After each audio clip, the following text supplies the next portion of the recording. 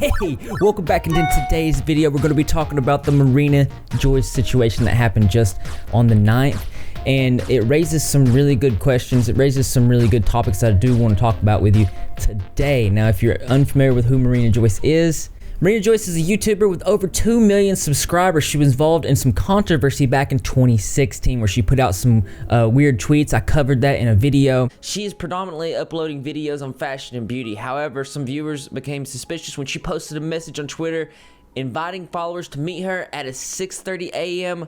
morning party. Adding fuel to the suspicions was a video that she uploaded where some people claimed that they could hear her whispering, "Help."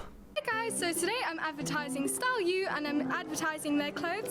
So this is me just advertising their clothes, and yeah, I love you guys so much. It's the clothing company that I'm advertising, and this is the dress that I'm wearing.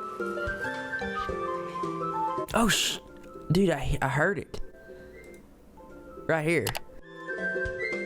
Flash forward to 2019, she's trending on Twitter again and had been missing for 9 days. She was found, but the circumstances surrounding it have raised, to me at least, some things that we need to talk about, and I want to hear what your thoughts are on it. Over on the Repzilla Twitter on August 9th, I retweeted an article from Metro where it goes into detail about the circumstances surrounding her missing. It goes in to say that she was missing for a period of 9 days, and the last time she was seen was July 31st. There was a lot of questions like, why did it take them so long to even make the report in the first place? Who made the report? People started coming out making fun of the situation. We're going to talk more about that a little later in the video. The local police department in her hometown of Haringey in London turned to the public to appeal to try to find Marina Joyce.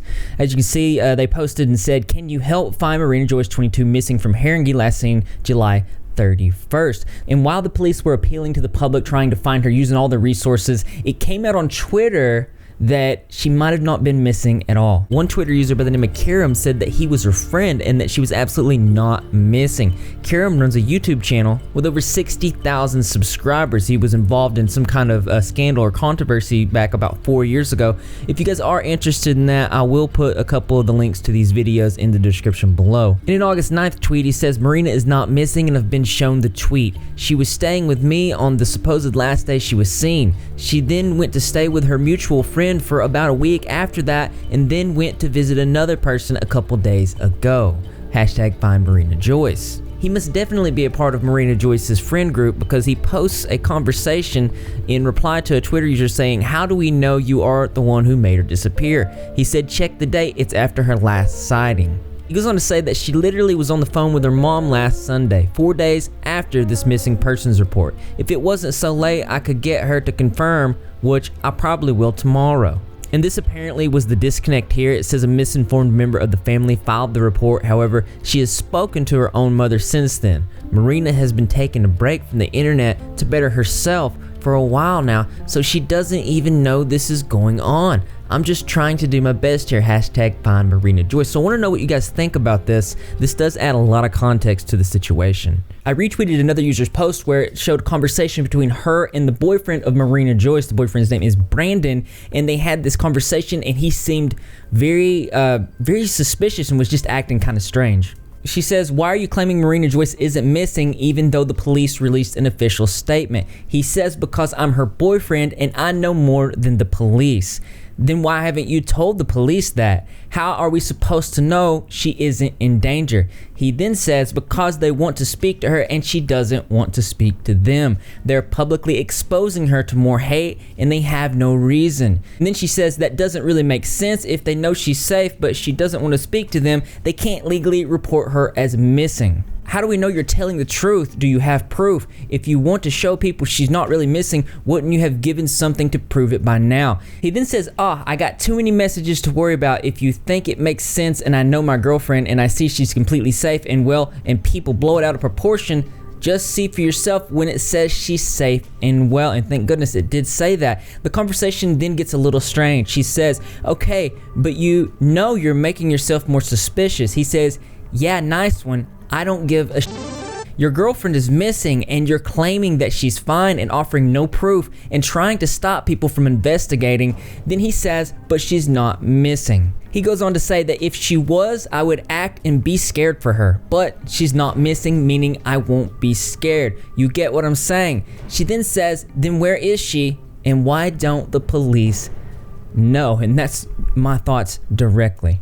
Her boyfriend Brandon also has a Twitter and he has a YouTube channel. His YouTube channel has just reached about 9,000 subscribers. On the day of the missing persons report, he did tweet this saying, this is a temporary post to send a message to everyone worried for Marina. Everything is being dealt with in a professional manner. Please don't worry about her as she is safe and well. You have my word for that.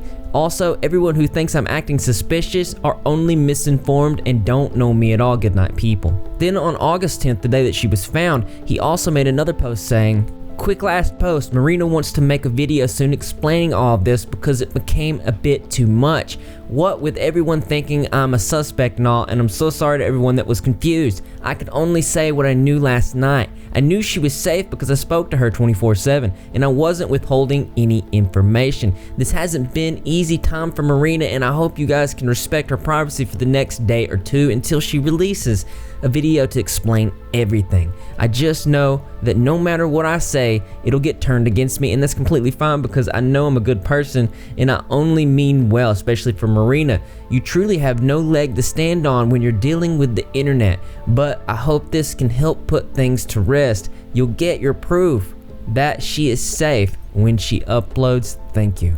He made a couple more tweets the following days expressing his frustration that people belittled him and made lies about him, turning this into a conspiracy theory. Now, I know this is a lot of context to the story, but I do want to know what you guys think about this as well. The thing that concerns me about this, and one of the reasons I wanted to make this video, is if you do have any information on the whereabouts of a person that's in a missing person's case, you need to come forward because those resources that the police are using, that time is very valuable and save lives. I want to show you this article by ABC where it talks about the first 72 hours being the most important. The first 48 hours are also critical because that's when investigation has the best chance of following up on leads, before people's memories start to fade.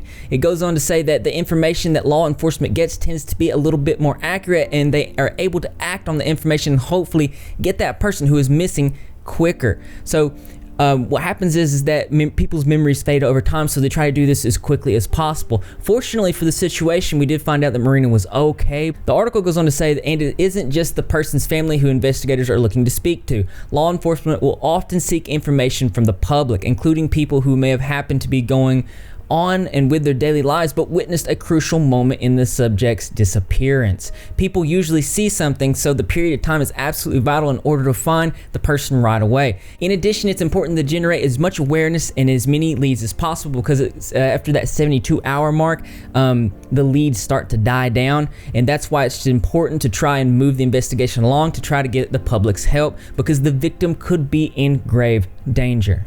Now, there are some layers to this story. A lot of people concerned with her mental health stemming back from the 2016 events that took place, and I probably do feel like at this point she's in a difficult situation. I would encourage positive language towards her, which leads me into the next reason I wanted to make this video. If you go up to the Twitter search bar and you just type in Marina Joyce, the first thing you're going to find is a whole horde of people just absolutely making fun of her, making fun of the situation, saying that it's episode 2 of 2016. Marina Joyce is a f***ing joke. She did this exact thing 3 years ago and the same actions could have been taken. She could have tweeted and told the media, I'm okay, just like 2016. What an actual disappointing person, letting police resources be used so she could get on a trending. Another user saying hashtag Marina Joyce should be removed from all YouTube and social media platforms and should be put into a mental hospital. Her publicity stunts are next level.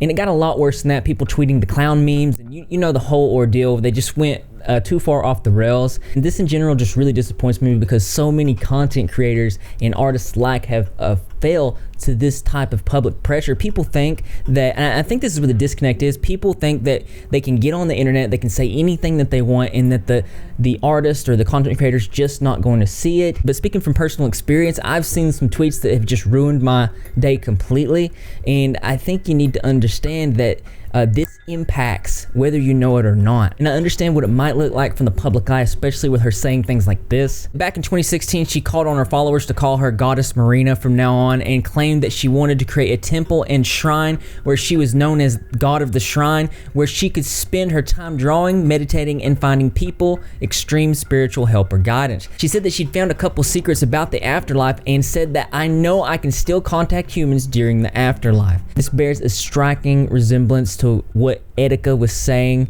May he rest in peace. I want you to treat each and every time something like this happens as if it were serious, because it is.